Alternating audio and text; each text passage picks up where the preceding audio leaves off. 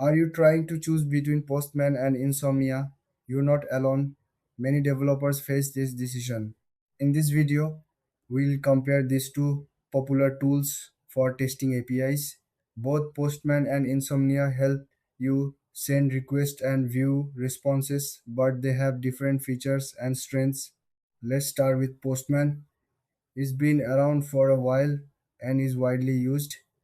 Postman offers a user friendly interface.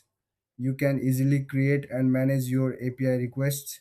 It also has collaboration features, making it great for teams. Plus, it has a large community and plenty of resources for support. Now, let's look at Insomnia. Insomnia is newer but has gained popularity quickly. It focuses on simplicity and speed. The interface is clean and straightforward. Insomnia also supports GraphQL, which is a plus if you work with that technology. It's designed for developers who prefer a minimalist approach. So, what are the key differences? Postman is feature rich and great for teams, while Insomnia is simpler and faster for individual users. If you need advanced features and collaboration, Postman might be the better choice. If you want something easy to use, Insomnia could be the one for you.